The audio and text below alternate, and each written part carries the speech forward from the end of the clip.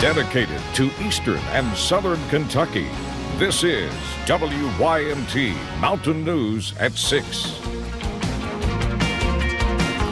Littering is a long-running problem in Eastern Kentucky. Now, Floyd County Code Enforcement is cracking down on not only illegal dumping, but dirty homes too.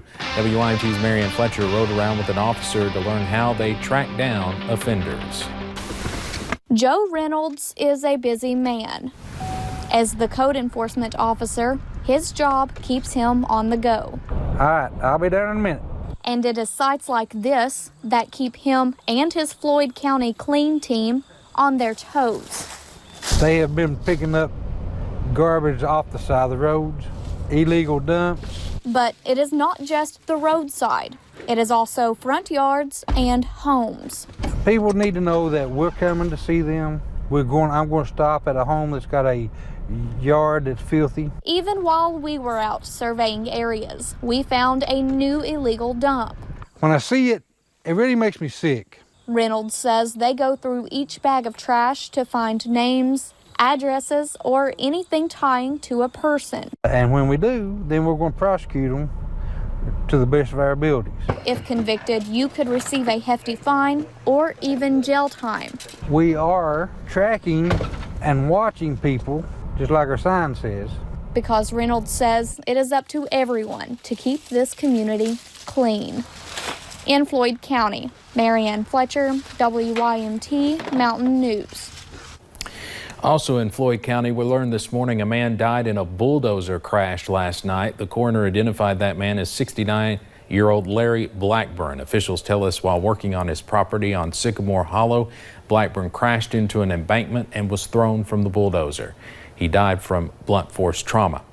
Meanwhile, a crash closed a busy part of US 23 near Pikeville earlier today. As you can see, a tractor trailer full of scrap metal overturned, dumping the load. The southbound lanes were closed for hours as crews worked to clean up the mess. No one was injured. A Clay County woman is facing charges for allegedly leaving her child out in the cold. Deputies say this woman, Sherry Myers, was arguing with someone outside. Deputies asked her to take the child in the house. She did not and continued arguing. Myers is charged with child endangerment and disorderly conduct.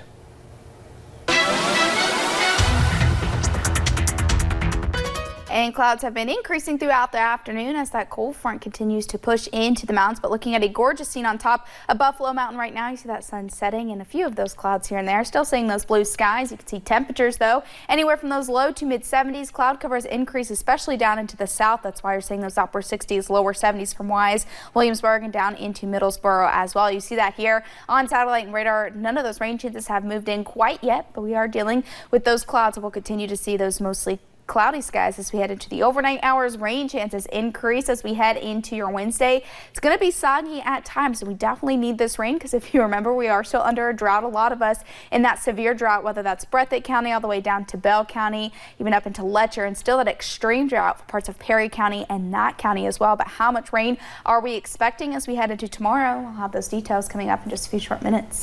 All right, thank you, Paige. A near disaster avoided by quick thinking. As temperatures get colder, people are beginning to turn on their heating units for warmth at night. But one Harlan County homeowner's search for comfort almost left him homeless. WYMT's Will Puckett has more. A desperate plea for help. And he told me that his trailer had caught fire and that I needed to call 911. A quick sprint across the yard saved this trailer from burning to the ground. You could see it coming out through one of the windows, the living room window, and it was slowly starting to catch fire. Tuesday, the stench of burned electric remains in the Cumberland air as the homeowner works to clean up the damage done. A lot of their belongings were salvageable, and there's not a whole lot of, there's some smoke damage and a little bit of water damage to the structure, but as far as the contents of the structure, they still have quite a bit of stuff. The cause of the fire is believed to be a less than 3-year-old heat pump. A lot of people, they just think it's a switch, and when they flip that switch, and they've not had it serviced, we recommend having somebody come out, service your unit before you kick on your heat. Monday night was not the first time this community has seen a fire take one of their homes. Less than 3 weeks ago, Lonnie's mother's house burnt down, which is across the street from us. but this time a home saved and repairable, and an unfortunate lesson learned all around. In Cumberland, Will Puckett, WYMT Mountain News. After the recent coal mining layoffs, EK-SEP held a rapid response job fair in Pikeville today. Coal miners could come in to ask questions about filing unemployment insurance claims, finding new jobs, and retraining.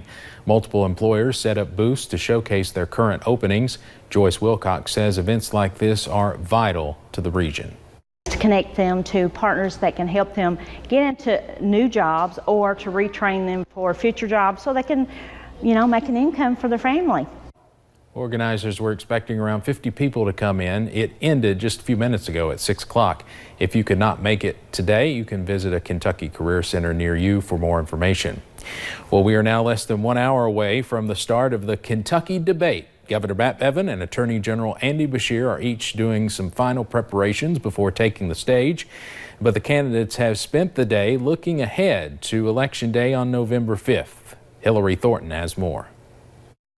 Governor Matt Bevin spending some of the afternoon before taking the debate stage, speaking at a Commerce Lexington public policy luncheon, touting the work he has done, including economic development, job growth, and addressing the pension crisis. Also explaining that neither he or his opponent, Attorney General Andy Beshear, are perfect, but that voters must decide who is the best fit for the state. You can't pick part of me and part of the other guy, or part of yourself and part of some person who's not in the race. You get one of the two of us.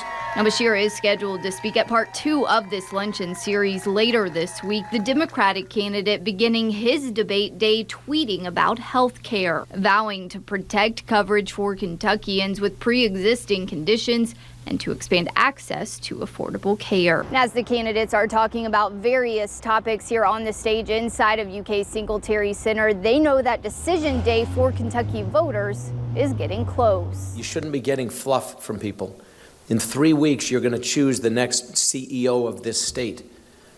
And whoever that person is going to have to be equipped through life experience, through intellectual curiosity, through the ability to attract people around them and bring the best and brightest to the table. In these final weeks, Attorney General Andy Beshear continuing his stance that Governor Bevin has a, quote, harmful record of hurting and bullying Kentuckians. Saying all of that in a tweet encouraging Kentuckians to watch tonight's debate, saying that he plans to show how he will, quote, be a governor who lifts up all families. Now in Lexington, Hillary Thornton. Should be an interesting debate. You can watch it live right here at 7 o'clock on WYMT and WYMT.com. Now, we have a live poll right now about what you believe is the biggest issue in the governor's race. Here's a look at those live results. And right now it looks like the economy and jobs, #1, followed by pensions. Now, healthcare and other is in 3rd and 4th place, respectively. You can keep voting on that throughout the evening.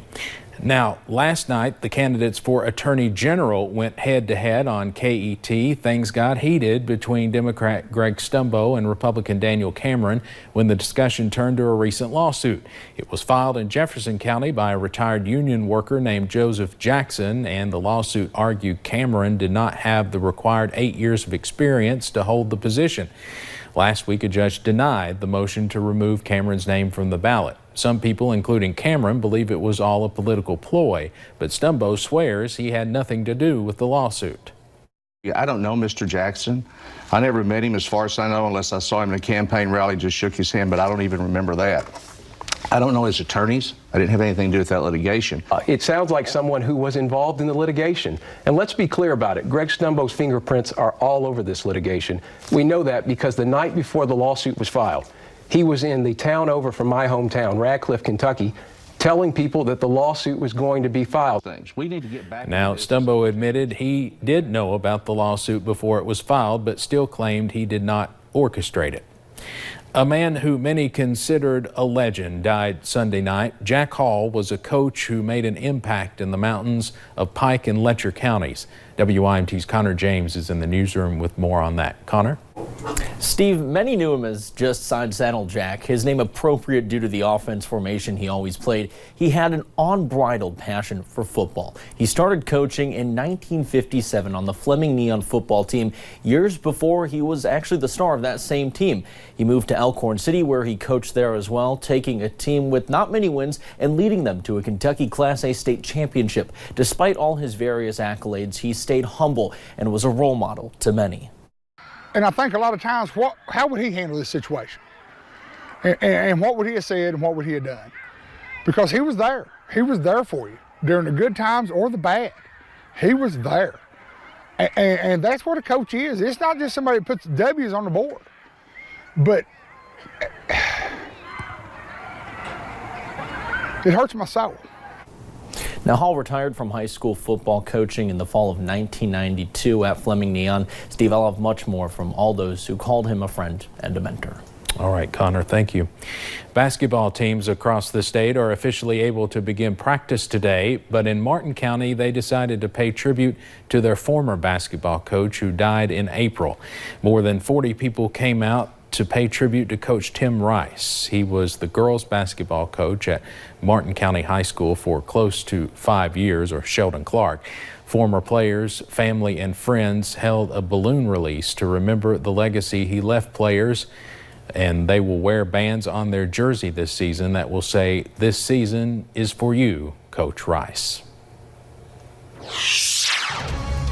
And a cold front will move in tonight, bring us more rain chances and that cooler air, but sunshine and warmer temperatures return by the weekend. I'll have more on that coming up in just a little bit.